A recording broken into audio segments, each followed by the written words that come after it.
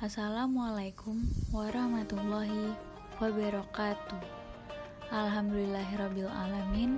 Segala puji bagi Allah subhanahu wa ta'ala, karena atas rahmat, karunia, serta hidayahnya kita masih diberi kesehatan, kekuatan, dan iman Islam hingga saat ini.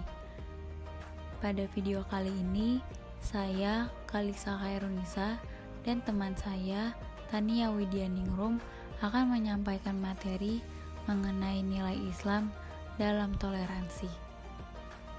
Pengertian toleransi. Toleransi berasal dari bahasa Latin, yaitu tolerar, yang berarti menahan diri, bersikap sabar, menghargai orang lain berpendapat lain, berhati lapang, dan tenggang rasa terhadap orang yang berlainan pandangan atau agama. Dalam Kamus Besar Bahasa Indonesia diterangkan bahwa toleransi adalah bersifat atau bersikap toleran atau menghargai, membiarkan, membolehkan dalam pendirian atau pendapat, pandangan, kepercayaan, kebiasaan, dan kelakuan yang berbeda atau bertentangan dengan pendiriannya sendiri. Toleransi dalam bahasa Arab disebut tasamuh, artinya kemurahan hati, saling mengizinkan, dan saling memudahkan. Prinsip toleransi Islam. Toleransi mengarah kepada sikap terbuka dan mau mengakui adanya berbagai macam perbedaan, baik dari sisi suku bangsa, warna kulit, bahasa, adat istiadat, budaya, serta agama. Ini semua merupakan fitrah dan sunatullah yang sudah menjadi ketetapan Tuhan. Landasan dasar pemikiran ini adalah firman Allah dalam Quran Surat Al-Hujurat ayat 13 yang artinya, "Hai manusia, sesungguhnya kami menciptakan kamu dari seorang laki-laki dan seorang perempuan dan menjadikan kamu berbangsa-bangsa dan bersuku-suku supaya kamu saling kenal mengenal. Sesungguhnya orang yang paling mulia di antara kamu di sisi Allah ialah orang yang paling takwa di antara kamu. Sesungguhnya Allah Maha Mengetahui lagi Maha Mengenal." Seluruh manusia tidak akan bisa menolak sunatullah ini. Dengan demikian, bagi manusia sudah selayaknya untuk mengikuti petunjuk Tuhan dalam menghadapi perbedaan-perbedaan itu. Toleransi antar umat beragama yang berbeda termasuk ke dalam salah satu risalah penting yang ada dalam sistem teologi Islam. Karena Tuhan senantiasa mengingatkan kita akan keragaman manusia, baik dilihat dari sisi agama, suku, warna kulit, adat istiadat, dan sebagainya. Toleransi dalam beragama bukan berarti kita hari ini boleh bebas menganut agama tertentu dan esok hari kita menganut agama lain, atau dengan bebasnya mengikuti ibadah dan ritualitas semua agama tanpa adanya peraturan yang mengikat. Akan tetapi, toleransi beragama harus dia pahami sebagai bentuk pengakuan kita akan adanya agama-agama lain selain agama kita. Konsep toleransi yang ditawarkan Islam sangatlah rasional dan praktis serta tidak berbelit-belit. Namun dalam hubungannya dengan keyakinan atau akidah dan ibadah, umat Islam tidak mengenal kata kompromi. Ini berarti umat Islam kepada Allah tidak sama dengan keyakinan para penganut agama lain terhadap Tuhan-Tuhan mereka. Demikian juga dengan tata cara ibadahnya. Bahkan Islam melarang penganutnya mencela Tuhan-Tuhan dalam agama manapun.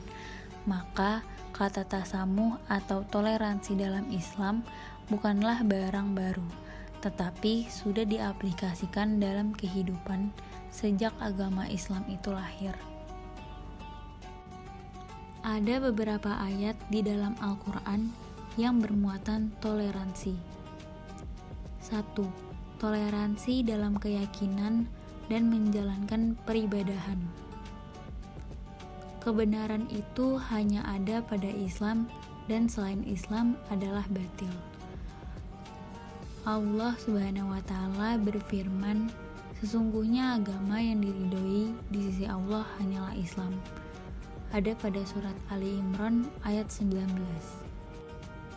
Kaum muslimin dilarang ridho atau bahkan ikut serta dalam segala bentuk peribadatan dan keyakinan orang-orang kafir dan musyrikin. Hal ini sebagaimana yang dinyatakan oleh Allah Subhanahu wa Ta'ala dalam surat Al-Kafirun ayat 1-6.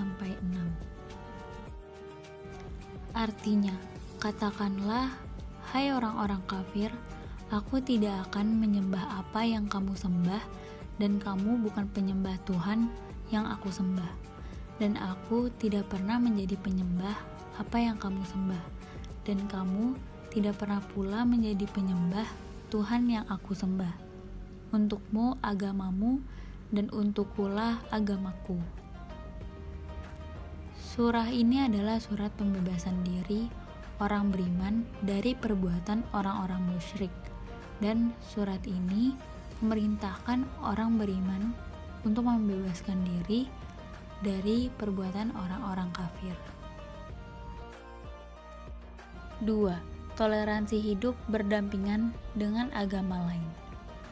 Islam dilarang untuk memaksa pemeluk agama lain untuk memeluk agama Islam secara paksa, karena tidak ada paksaan dalam agama, sebagaimana yang dinyatakan oleh Allah Subhanahu wa Ta'ala dalam surat Al-Baqarah ayat 250.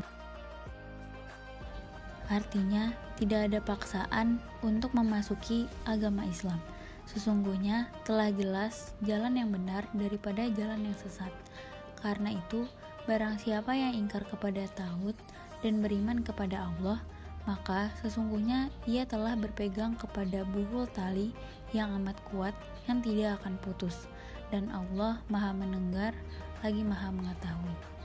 Dinyatakan oleh Allah Subhanahu wa Ta'ala dalam surat Al-Ghasyiyah ayat 21-22.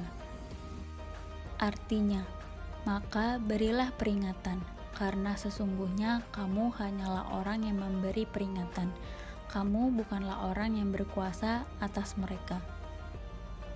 Ibnu Katsir dalam menafsirkan ayat tersebut menjelaskan, janganlah memaksa seorang pun untuk masuk Islam. Islam adalah agama yang jelas dan gamblang tentang semua ajaran dan bukti kebenarannya, sehingga tidak perlu memaksakan seseorang untuk masuk ke dalamnya. Orang yang mendapat hidayah, terbuka, lapang dadanya, dan terang mata hatinya, pasti ia akan masuk Islam dengan bukti yang kuat. Dan barang siapa yang buta mata hatinya, tertutup penglihatan dan pendengarannya, maka tidak layak baginya masuk Islam dengan paksa. 3. Toleransi dalam hubungan antar bermasyarakat. Dalam berhubungan dengan sesama masyarakat, baik satu agama maupun berbentuk dalam berbagai macam perbedaan, Al-Quran menjelaskan bahwa kaum muslimin harus tetap berbuat adil, walaupun terhadap orang-orang kafir, dan dilarang menzolimi hak mereka, seperti pada firman Allah, Quran, Surat Al-Maidah, ayat 2. Artinya, hai orang-orang yang beriman, janganlah kamu melanggar syiar-syiar Allah, dan jangan melanggar kehormatan bulan-bulan haram. Jangan mengganggu binatang-binatang hatia dan binatang-binatang qalaid. Dan jangan pula mengganggu orang-orang yang mengunjungi Baitullah sedang mereka mencari kurnia dan keridhaan dari Tuhannya. Dan apabila kamu telah menyelesaikan ibadah haji, maka bolehlah berburu, dan janganlah sekali-kali kebencianmu kepada suatu kaum karena mereka menghalang-halangi kamu dari Masjidil Haram, mendorongmu berbuat aniaya kepada mereka, dan tolong-menolonglah kamu dalam mengerjakan kebajikan dan takwa, dan jangan tolong-menolong dalam berbuat dosa dan pelanggaran, dan bertakwalah kamu kepada Allah. Sesungguhnya Allah amat berat siksanya. Begitu juga halnya dengan firman Allah dalam surat Al-Mumtahanah ayat 8-9 yang menyatakan bahwa apabila orang-orang kafir yang tidak menyatakan permusuhan terang-terangan kepada kaum muslimin, dibolehkan kaum muslimin hidup rukun dan damai bermasyarakat, berbangsa dengan mereka. Artinya, Allah tidak melarang kamu untuk berbuat baik dan berlaku adil terhadap orang-orang yang tiada memerangimu karena agama dan tidak pula mengusir kamu dari negerimu. Sesungguhnya Allah menyukai orang-orang yang berlaku adil. Sesungguhnya Allah hanya melarang kamu menjadikan sebagai kawanmu orang-orang yang memerangimu karena agama dan mengusir kamu dari negerimu, dan membantu orang lain untuk mengusirmu. Dan barang siapa menjadikan mereka sebagai kawan, maka mereka itulah orang-orang yang zalim. Maka umat Islam diperbolehkan berbuat baik terhadap mereka, hidup bermasyarakat dan bernegara dengan mereka selama mereka berbuat baik dan tidak memusuhi umat Islam, dan selama tidak melanggar prinsip-prinsip terpenting dalam Islam. Dasar toleransi dalam Islam. Ada beberapa dasar teologis yang secara langsung maupun tidak langsung mengandung pesan akhlak toleransi Islam. 1. Pengakuan pluralisme. Secara teologis, Islam menyadari dan mengakui kenyataan pluralisme agama sebagai kodrat yang diciptakan oleh Allah pada diri setiap manusia, bahwa setiap orang secara naluriah memang memiliki kecenderungan berbeda, termasuk dalam menentukan dan memilih agama yang dijadikan panutan. 2. Kesatuan dan persaudaraan universal. Sebagai pembawa dan penebar rahmat bagi semesta, Islam sangat komit untuk senantiasa menciptakan suasana kehidupan yang rukun dan damai dalam masyarakat heterogen multi agama. Sesuai dengan prinsip persaudaraan kemanusiaan universal, Islam tidak memiliki watak pemicu konflik sosial. 3. Etika dakwah persuasif. Karena secara teologis agama adalah pilihan bebas yang diberikan oleh Allah kepada manusia, maka etika dakwah Islam adalah tidak boleh ada paksaan dan pemaksaan dalam mengajak manusia kepada Islam. 4. Sikap Islam terhadap agama wahyu. Islam adalah agama yang menjunjung akhlak toleransi Islam dalam hubungan antar agama dan kemanusiaan, baik terhadap umat agama wahyu maupun agama non-wahyu. Perbedaan akidah dan agama tidak mengurangi rasa tanggung jawab muslimin untuk membangun kerukunan universal bersama-sama umat lainnya atas nama kepentingan bersama. Toleransi Islam dalam praktik historis. Pesan-pesan toleransi yang disampaikan oleh Islam melalui dasar teologis, baik dari Al-Quran maupun Al-Sunnah, tersebut bukan sekedar ungkapan teoretis, melainkan telah ditunjukkan dalam kenyataan praktis historis di sepanjang sejarah Islam dalam hubungannya dengan umat beragama lain. Rasulullah SAW adalah praktisi dan contoh pertama dalam toleransi. Antara lain, Piagam Madinah yang memuat perjanjian dengan kaum Yahudi dan Nasrani Madinah. Jelas tertulis di dalamnya poin toleransi dan dilaksanakan secara konsekuen oleh Rasulullah SAW dan muslimin ketika itu. Demikian pula perjanjian Hudaibiyah antara Rasulullah SAW dan kaum kafir Quraisy, yang dimana Rasulullah SAW berkenan menunda pelaksanaan ibadah umroh beliau pada tahun berikutnya, adalah termasuk akhlak toleransi Islam demi menghindari konflik berdarah. dan juga ketika muslimin berhasil menduduki dan menguasai Mekah. Tak setetes darah pun yang keluar karena dendam. Rasulullah memberikan pilihan ringan kepada kaum kafir Quraisy antara masuk ke Masjidil Haram atau masuk ke rumah Abu Sofyan, atau masuk ke rumah masing-masing, dan atau masuk Islam dengan ikhlas. Ketika kaum kafir Quraisy cemas menanti eksekusi yang mereka duga pasti, Rasulullah Shallallahu Alaihi Wasallam justru memperlakukan mereka dengan penuh kasih sayang seraya berkata, "Antum tulako," yang artinya kalian semua bebas. Begitu pula cara Rasulullah Shallallahu Alaihi Wasallam dan sahabat memperlakukan tawanan perang.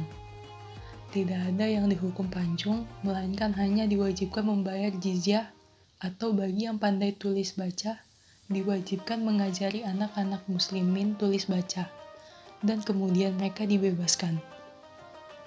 Demikian pula diakui dunia bahwa ekspansi wilayah dan penyebaran dakwah Islamiyah berlangsung secara damai. Biasanya sebelum memasuki wilayah tujuan dakwah, Rasulullah Shallallahu Alaihi Wasallam berkirim surat kepada pemimpin setempat, memberitahukan rencana dakwah, dan memohon untuk tidak dihalang-halangi. Peperangan mungkin terjadi hanya dalam rangka muslimin membela diri. Ketika dakwah Islam dan muslimin diganggu atau diperangi lebih dahulu. Indonesia adalah negara dan bangsa yang menjadi bukti dan contoh toleransi antarumat beragama di dunia. Sebagai negara dan bangsa yang penduduk muslimnya terbesar di dunia, toleransi dan kerukunan antar umat beragama telah tercipta sedemikian rupa. Kalaupun ada konflik antar umat beragama, itu pun terbatas antara masyarakat Muslim dan Kristen, dan itu hanya ria kecil di tengah lautan, dan pelakunya terbatas oleh oknum tertentu, tidak pernah menjadi massal dan horizontal. Demikian kenyataan historis bahwa kelompok minoritas senantiasa damai, bahkan dilindungi di negara-negara mayoritas Muslim. Jauh sebelum lahir negara dan bangsa yang merdeka, di bumi Indonesia telah hidup masyarakat heterogen multiagama. Begitu bangsa ini merdeka dan membentuk negara yang disebut Indonesia, toleransi antarumat beragama, terutama oleh muslimin, telah berkontribusi menjaga persatuan dan kesatuan nasional. Para tokoh muslim nasionalis yang semula menghendaki Indonesia sebagai negara Islam, pada akhirnya rela berlapang dada menerima Indonesia sebagai negara republik berdasarkan Pancasila dan Undang-Undang Dasar 1945. Ini adalah toleransi pertama yang diberikan oleh umat Islam untuk bangsa dan negara Republik Indonesia yang baru saja merdeka. Selanjutnya, ketika 7 kalimat pada pembuka Undang-Undang Dasar 1945 dihapus karena permintaan pihak komunitas umat beragama tertentu di Indonesia Timur, muslimin kembali berlapang dada dengan semangat dan sikap memberikan toleransinya demi kesatuan dan keutuhan Indonesia.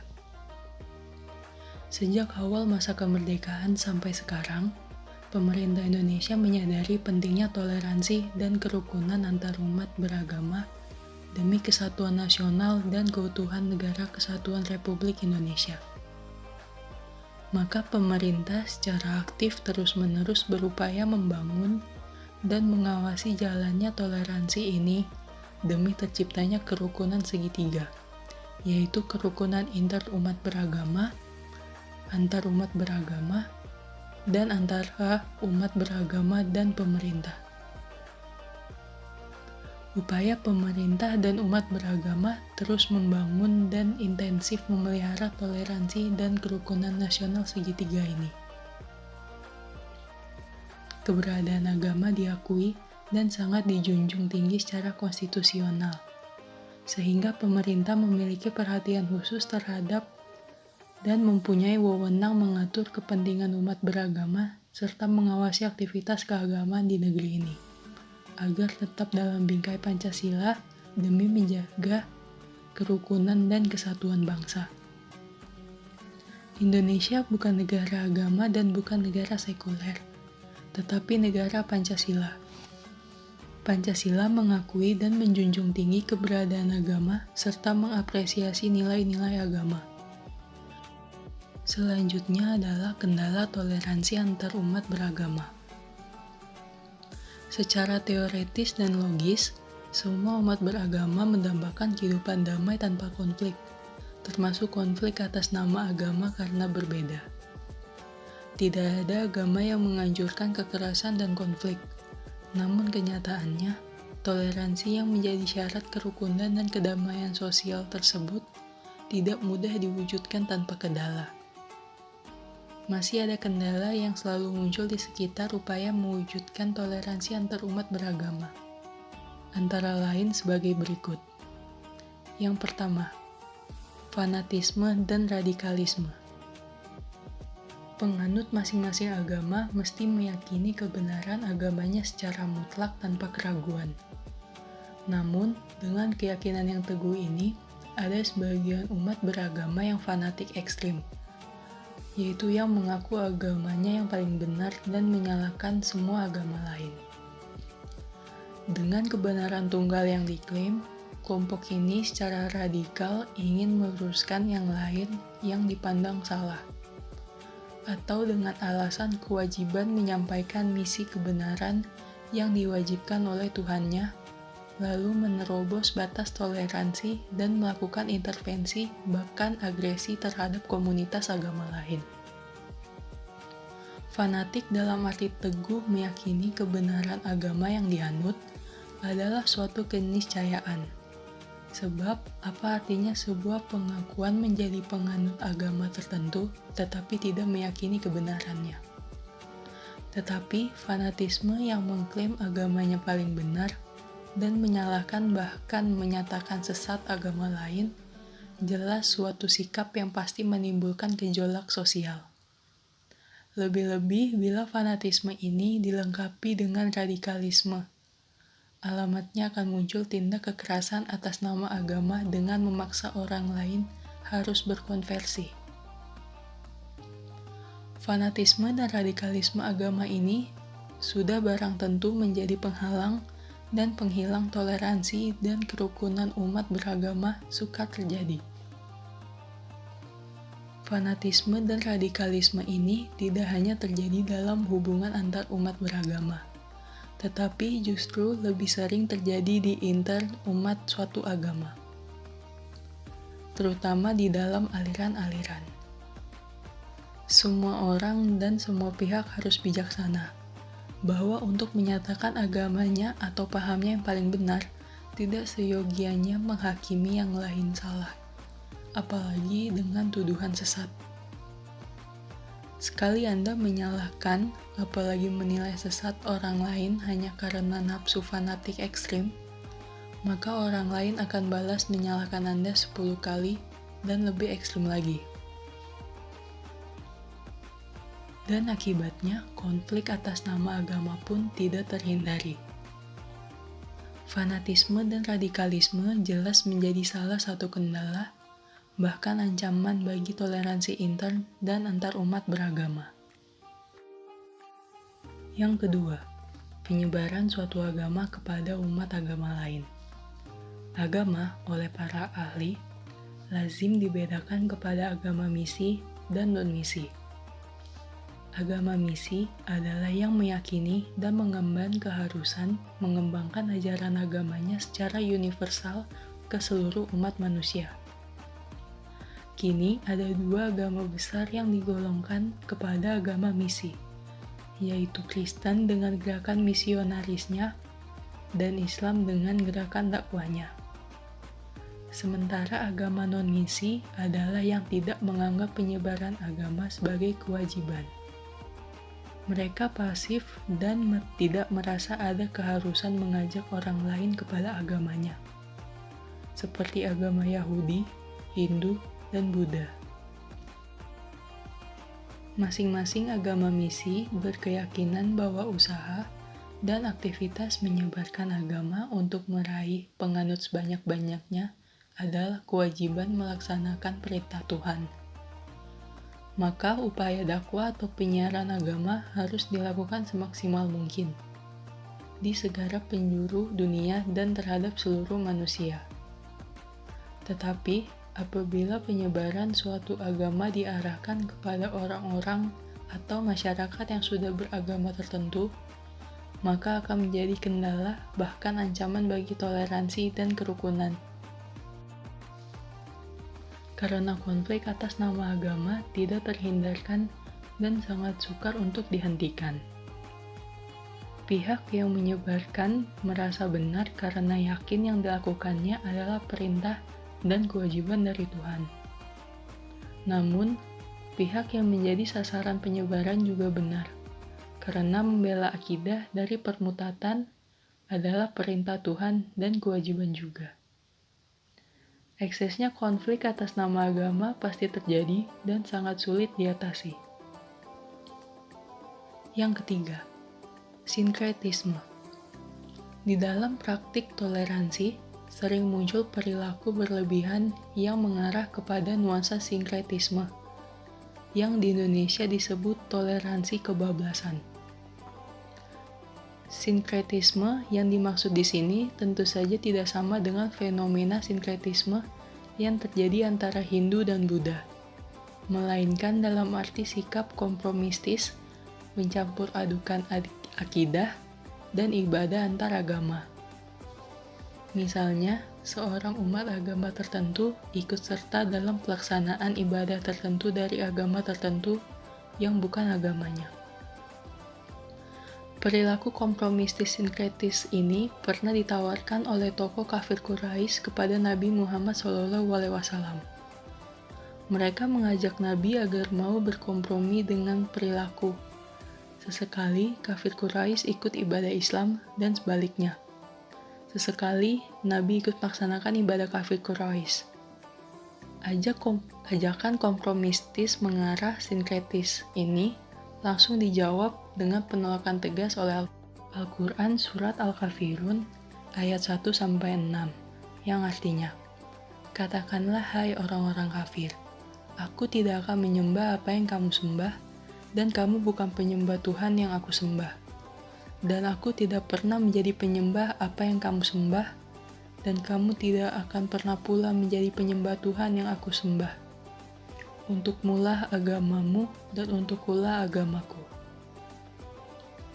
Islam menjunjung tinggi dan mengutamakan toleransi dan secara tegas menolak serta melarang sinkretisme. Sinkretisme, sekali lagi, bukan aspek toleransi, melainkan ancaman bagi kemurnian akidah dan ibadah agama itu sendiri. Toleransi kebablasan yang bisa mengarah kepada perilaku yang bernuansa sinkretis ini cukup menggejala di Indonesia. Gejala ini muncul barangkali karena sebagian orang keliru memahami sehingga salah mengaplikasikan toleransi.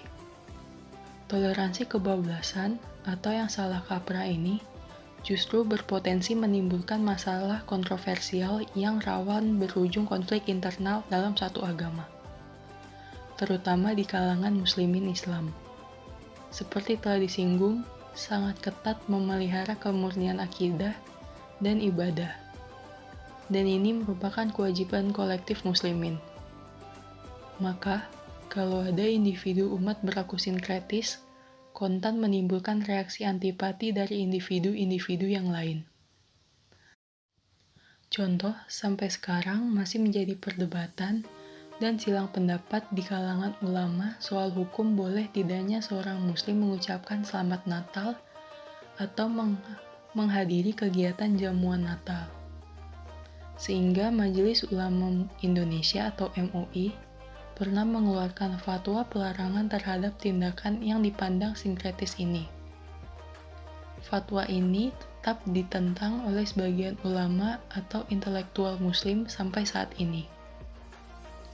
Demikian pula yang marak terjadi pada dasawarsa terakhir. Bangsa Indonesia suka mengadakan kegiatan doa nasional yang berbentuk doa bersama oleh tokoh-tokoh lintas agama. Ini juga bisa dinilai oleh sebagian orang yang bernuansa sinkretis dari kacamata agama tertentu. khususnya Islam. Begitu pula kalau sudah mulai dibiasakan setiap acara keagamaan yang bersifat nasional, di mana pidato sambutan dimulai dengan salam 3 agama, yaitu salam Islam, salam Kristen, dan salam Hindu. Ini mungkin dimaksudkan untuk toleransi, tetapi mungkin dinilai sinkretis oleh pihak tertentu. Islam adalah agama yang ketat menjaga kemurnian akidah tauhidiyahnya. Dan setiap ada pelanggaran oleh individu atau kelompok yang dinilai menodai kemurnian tersebut, pasti akan menimbulkan reaksi kritis dari kelompok lain. Toleransi yang benar adalah sikap tenggang rasa dan empati dalam suasana kerukunan tanpa merusak kemurnian akidah suatu agama. Dan karenanya, perilaku sinkretis tidak boleh berlaku paralel dengan toleransi. Selanjutnya adalah fungsi toleransi.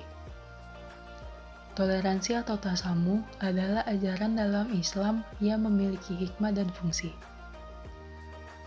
Sebuah hadis Nabi SAW menjelaskan fungsi tasamuh sebagai berikut. Rasulullah SAW bersabda, "Siapa yang membantu menghilangkan kesulitan seorang mukmin satu kesulitan di dunia, niscaya Allah akan menghilangkan kesulitan dia dari kesulitan pada hari kiamat. Dan barang siapa yang memberikan kemudahan kepada orang yang menghadapi kesulitan, Allah akan memberikan kemudahan kepadanya di dunia dan di akhirat." Hadis riwayat Muslim. Hadis di atas menerangkan bahwa tasamuh pada dasarnya akan kembali kepada diri kita sendiri. Sebab jika ingin menghilangkan kesulitan kita, maka bantulah orang lain menghilangkan kesulitannya. Dengan memudahkan urusan orang lain, maka Allah juga akan memudahkan urusan kita di dunia dan di akhirat.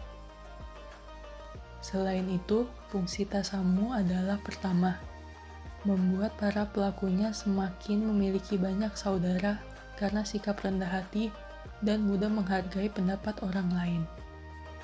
Yang kedua, urusan yang dilakukan pun menjadi lebih mudah. Yang ketiga, kesulitan yang dihadapi mudah untuk diselesaikan. Keempat, fungsi tasamuh adalah membuat suasana lebih akrab antara satu orang dengan orang lain. Dan yang kelima, akan muncul sikap kebiasaan saling menghormati perbedaan pendapat. Manfaat toleransi. Manfaat toleransi adalah sebagai berikut. Yang pertama, mempererat persatuan dan kesatuan antar saudara sesama manusia. Yang kedua, mengembangkan sikap menghargai dan menghormati serta tenggang rasa terhadap sesama manusia. Yang ketiga, menghindarkan diri dari perilaku kekerasan dan kekacauan. Yang keempat, mempermudah urusan dalam bermasyarakat. Yang kelima, meningkatkan derajat manusia di depan orang lain maupun di hadapan Sang Pencipta. Yang keenam, menjaga norma-norma agama, sosial, dan adat istiadat setempat. Yang ketujuh, menjaga dan menghormati hak serta kewajiban orang lain. Kedelapan, menghadirkan kasih sayang sesama manusia. Dan yang kesembilan, menumbuhkan sikap bertanggung jawab terhadap lingkungan masyarakat. Contoh toleransi dalam kehidupan. Menerima semua perbedaan pendapat dalam musyawarah, memberikan kebebasan kepada orang lain untuk memeluk keyakinannya sendiri, menghormati ibadah pemeluk agama lain, tetap bergaul dan bersikap baik kepada orang lain yang berbeda keyakinan, tidak membenci dan menyakiti orang lain yang berbeda keyakinan dengan kita, dan tidak melakukan diskriminasi terhadap orang lain. Kesimpulan, Islam secara teologis maupun historis adalah agama yang syarat dengan pesan-pesan akhlak toleransi dan kerukunan antar umat beragama. Islam tidak membedakan antara umat agama samawi dan non-samawi. Semua diperlakukan sama sebagai manusia yang diikat oleh tali persaudaraan universal sebagai makhluk Tuhan yang tunggal dan berasal dari satu jalur keturunan anak cucu Nabi Adam alaihissalam. Dalam hidup berdampingan dengan umat lain secara lebih damai melalui akhlak toleransi Islami, Islam hanya sebatas membiarkan umat agama lain untuk beribadah dan menjalankan ajaran agamanya tanpa gangguan apapun, sejauh praktik agama tersebut tidak mengganggu ketertiban dan kepentingan umum, termasuk kepentingan umat Islam. Maka prinsip toleransi Islam tidak boleh merusak dan atau menodai kemurnian akidah dan syariah Islam. Karena itu, toleransi Islam tidak pernah dan tidak boleh menjurus kepada hal-hal yang berbau sinkretis.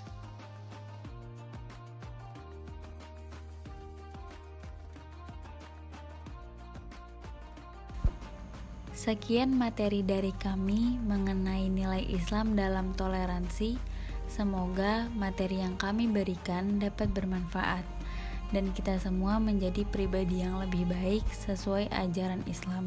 Wabillahi taufiq wal hidayah. Wassalamualaikum warahmatullahi wabarakatuh. Terima kasih.